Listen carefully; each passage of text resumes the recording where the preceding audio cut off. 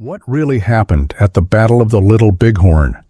For decades, history has been told through the eyes of commanders and official reports. But today, you will hear the untold story from a voice rarely heard. Running Wolf, an Arikara scout who lived through the chaos and danger firsthand. This is not just another retelling. It's a raw, gripping eyewitness account that reveals the dark truths behind one of America's most infamous battles. From the moment Running Wolf enlisted alongside a band of fearless warriors, to the relentless marches through unforgiving terrain, and the harrowing moments that followed Custer's last stand, this narrative exposes the hidden struggles, the bravery, and the heartbreak that official history often overlooks. Stay with us as we uncover the real story behind the smoke and gunfire, the scouts' secret missions, and the chilling encounters that shaped the fate of a nation. This is Running Wolf's story, unfiltered, unvarnished, and unforgettable. Watch closely, because what you're about to hear will change everything you thought you knew about the Battle of the Little Bighorn. But before we begin, be sure to like and subscribe to our channel to support our community. Running Wolf enlisted in the spring of 1876 at Fort Lincoln, alongside 6 other courageous warriors: Young Hawk, Horns in Front, Tall Bear, Foolish Bear, Red Foolish Bear, and Charging Bull.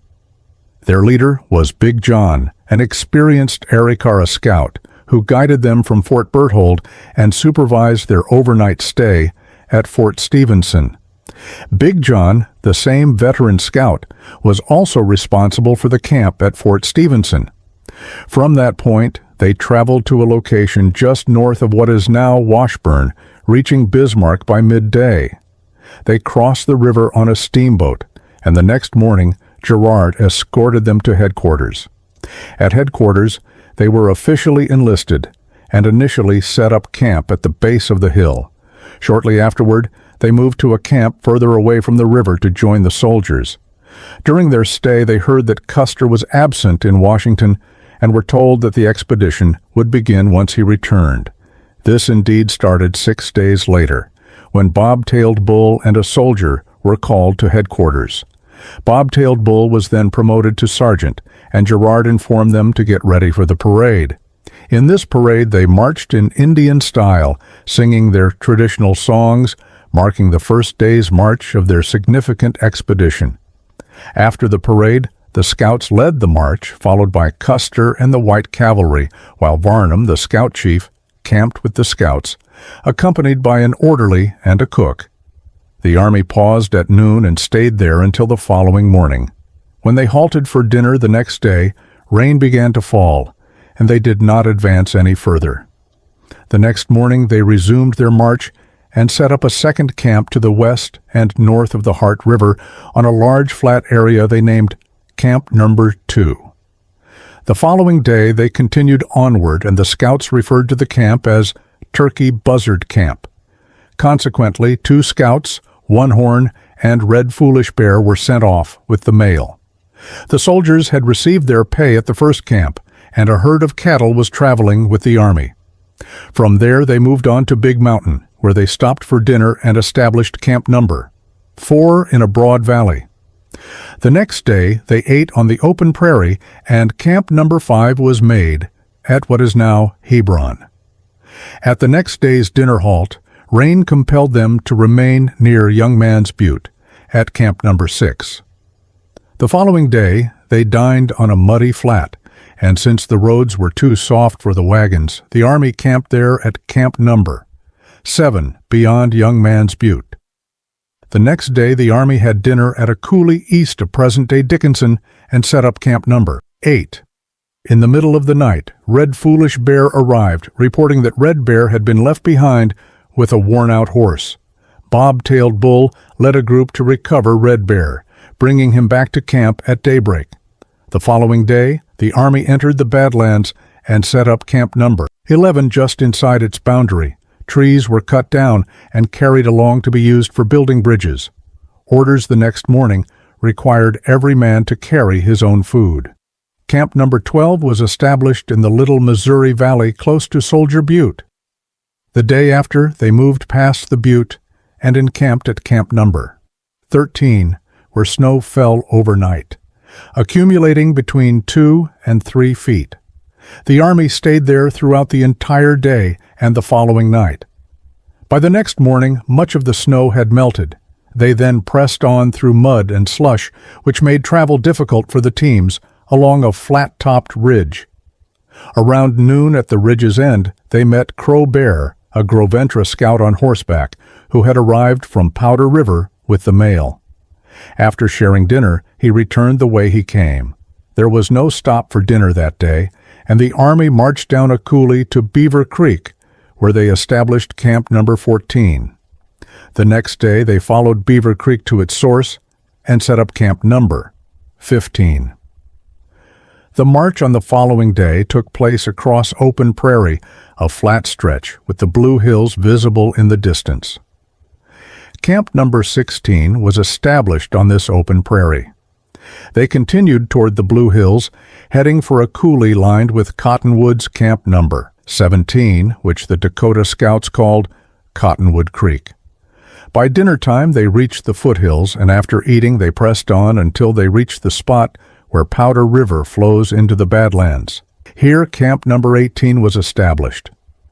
The next morning, Custer appeared at Varnum's tent and called for Bob-tailed Bull, ordering him to send 7 scouts ahead to look for signs of the Dakota, 4 Dakota scouts, and 3 Arikara. The Arikara scouts sent out were Young Hawk, Forked Horn, and One Feather. The Dakota scouts included Carew, Martaksha, Buffalo Body, and White Cloud. A number of white soldiers accompanied them, marching in 2 orderly lines. Their instructions were clear. They were not to return until they had found recent signs of the Dakotas and were to report back at the base camp located at the mouth of the Powder River. Camp Number 19 was established at the Powder River's mouth, where a steamboat was stationed. 2 sick scouts, Horns in front and Carata, remained at this camp under the care of Tall Bear. A supply tent, managed by a white man, sold deer hindquarters to the soldiers for $4 apiece. The wagons were left here, guarded by soldiers. The Army then moved on to the Tongue River, camping about 2.5 miles from its mouth, naming it Camp Number 20. At this point, the scouts sent a report to Custer outlining their findings. They crossed the Tongue River and climbed to a plateau, where they set up Camp Number 21.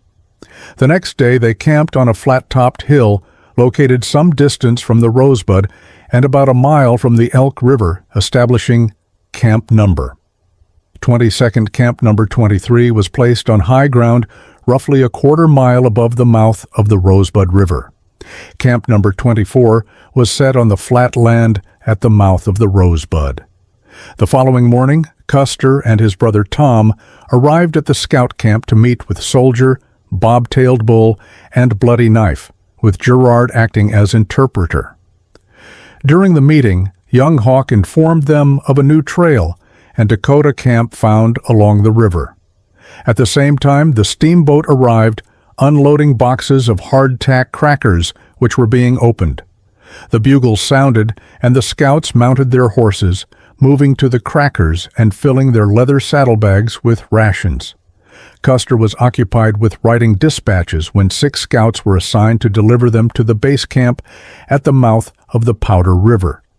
The scouts chosen for this task were Foolish Angry Bear as leader, Running Wolf, Howling Wolf, Curly Head, Goose, and Young Hawk. However, upon learning who was in the group, Custer held back Young Hawk and Goose, knowing their skill in tracking the Dakotas and their accuracy with firearms.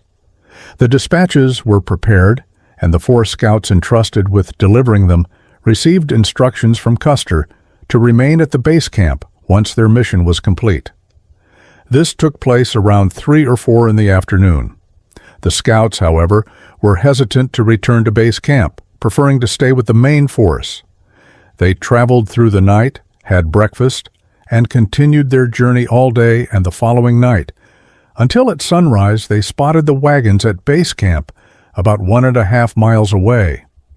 2 Arikara scouts, charging up the hill, and wagon, who had been left behind at Fort Lincoln, rode out from the camp to meet them. They spoke together for a while before heading into the base camp. Arriving around noon, the 6 scouts were immediately assigned to carry dispatches from Fort Lincoln back to Custer, accompanied by a white soldier. Running Wolf led this group, which included Howling Wolf, horns in front, Tall Bear, charging up the hill, and Curly Head. Running Wolf, however, cannot recall who imparted the news of the fight, but all the scouts were apprised of it. The steamboat had traveled up the Bighorn, going as far as the water allowed, with the understanding that it had done so to transport injured individuals and those who survived the Custer battle. This information arrived around noon. Afterward, 2 scouts from the base camp, Crow Bear, and a white soldier appeared, bringing news from Strike Two's party and their account of the defeat and casualties. The report indicated all white soldiers and some scouts were killed. Crow Bear then listed the scouts who had died: Bloody Knife, Bob-tailed Bull, Little Brave, Forked Horn, Red Foolish Bear, Young Hawk, and Goose, as they were not among the 2 groups returning to the base camp. Crow Bear and the white soldier were immediately sent back to the base camp with messages. Terry then visited the scout camp, giving Running Wolf a pair of field glasses and instructing him to go up the Bighorn to the hills and watch for the returning steamboat. Running Wolf, accompanied by Charging Up the Hill, rode off to carry out this task. Upon their return that night, they reported that no boat was visible. The next morning, Terry again visited the camp, giving the same instructions and entrusting Running Wolf with his personal field glasses. Terry also told Howling Wolf to go with Running Wolf to see if the steamboat was approaching. Upon their return for dinner, Running Wolf gave the glasses back to Terry. Later, around 3 or 4 p.m., Running Wolf heard a loud whistle upstream, indicating the steamboat's approach. The scouts and everyone went to the bank, where they saw a white canvas covering the entire deck, beneath which wounded soldiers rested in the shade. On the front of the boat they saw Strikes the enemy, the injured Crow scout. The soldiers began disembarking the wounded, placing them on canvas spread out on the bank. As this process neared completion, Running Wolf noticed Goose near the engine room, his hand injured and bandaged, with a blanket draped over his shoulders. Running Wolf, accompanied by another scout, helped Goose up the bank. This information contradicted Crow Bear's earlier report, which had included Goose among the fallen scouts. Goose then recounted their encounter with the Sioux, saying, "We fought bravely, but were surrounded by the enemy in the timber. Luckily, we managed to escape with our lives." He added, "The other scouts are following on foot behind the boat." Soon, the white survivors came into view, followed by 4 scouts: Young Hawk, Red Foolish Bear, Forked Horn, and Half Yellowface, the Crow Scout. As Young Hawk approached, he began to relate the story of the battle. "Bloody Knife, Bob-tailed Bull, and Little Brave have fallen," he said. "We found the bodies of the first 2, their heads cruelly smashed, but Little Brave's remains escaped us." Young Hawk led the Spotted Pinto, formerly Little Brave's horse, as he shared his account of the fight in the timber and the events that followed in the ravine. The next morning, the wounded soldiers, accompanied by Goose, boarded the boat, while Terry and the chief with a red nose took command. They ordered the scouts to follow the east bank of the Yellowstone and search for a Dakota crossing to the west side. The scouts, Forked Horn, Horns in Front, Red Foolish Bear, Charging Up the Hill, Tall Bear, Young Hawk, Running Wolf, and Wagon, set out on this mission, leaving Curly Head and Howling Wolf behind at Terry's camp. After 10 days, they returned to Terry's camp, only to find that Soldier was gone, and the camp had moved to the mouth of the Rosebud, joining the base camp at Powder River. The commanders ordered them to advance up the Rosebud in pursuit of Sitting Bull. Halfway along the Rosebud, they met Crook, who led a group of foot soldiers and mounted scouts, including Arapaho and Shoshone warriors. Here, all the scouts gathered, including Terry, the chief with a red nose, Varnum, Crook, and their men. They followed the Dakota Trail to the Tongue River, where they made camp. The next day they moved on to the Powder River with its thick timber and established another camp. The following morning, the surviving soldiers from Custer's command, all the Arikara scouts and Crook's Indian scouts, marched under Terry and Varnum to the mouth of the Powder River, where they camped. Crook's command and the remaining soldiers stayed there, while the Crow scouts and Crook's scouts returned to their reservations. The rest of the camp went back to Crook's camp on the Rosebud, only to discover that Crook had already left in pursuit of the Dakota Trail. The chief with a red nose and other officers arrived at the scout camp carrying a letter. He selected a group of 7 scouts to deliver the letter to Crook, while the remainder of the camp was ordered to return to the base camp. This event marked the end of the scouts' active role in the campaign. The 7 chosen scouts, Soldier, Black Fox, Charging Up the Hill, Boy Chief, Young Hawk, Running Wolf, and Karoo, were entrusted with the important task of taking the letter to Crook's camp. This mission demanded great care and accuracy. Upon arrival, they found that Crook was in pursuit of Sitting Bull's trail, relentlessly tracking the elusive Dakota leader. Crook instructed them to stay and scout for him, sending reports every other day, which they faithfully carried out under his command. Their skills as scouts proved essential in this dangerous terrain. Near Beaver Creek, Running Wolf and Young Hawk separated from the others to hunt on a nearby ridge. Their short outing offered a brief relief from the constant chase. When they rejoined the group at Beaver Creek, they encountered a party of Indians on foot and cavalry led by a different commander. This unexpected meeting increased tension within the camp. Karoo had been sent to Powder River with the mail, but soon returned with new orders. His timely arrival brought important changes to the scouting party. He reported that Soldier, Boy Chief, Black Fox, and Charging Up the Hill were to replace him in his duties. This reassignment reflected the shifting demands of the campaign. As night fell, the 3 remaining scouts from the original group, Running Wolf, Young Hawk, and Karoo, camped together, receiving meager rations of 2 crackers, 2 spoonfuls of coffee, and 2 spoonfuls of sugar each. Their scant provisions highlighted the hardships of operating in hostile territory. Just as they were settling down around midnight, the sound of approaching horses broke the silence. The sudden noise shattered the calm, signaling an immediate threat. The Dakotas, mounted and armed, opened fire on the camp. The surprise assault caught the soldiers unprepared, testing their courage and discipline. Half asleep and confused, the soldiers emerged from their tents, some without weapons, and were ordered to fall back to a nearby ridge. Their hurried retreat reflected the chaos and urgency of the moment. The Dakotas surrounded the camp, firing continuously, while the soldiers responded with gunfire that lit up the night with bright flashes. At first, the cavalry remained motionless, seemingly stunned by the sudden assault. However, when the bugle sounded, they quickly mounted their horses and joined the battle with renewed determination. Eventually, the Dakotas withdrew into the darkness, disappearing as swiftly as they had appeared. The scouts, stationed on a small hill, played only a minor role in the fight, watching the turmoil unfold below. Their limited involvement highlighted the unexpectedness of the attack.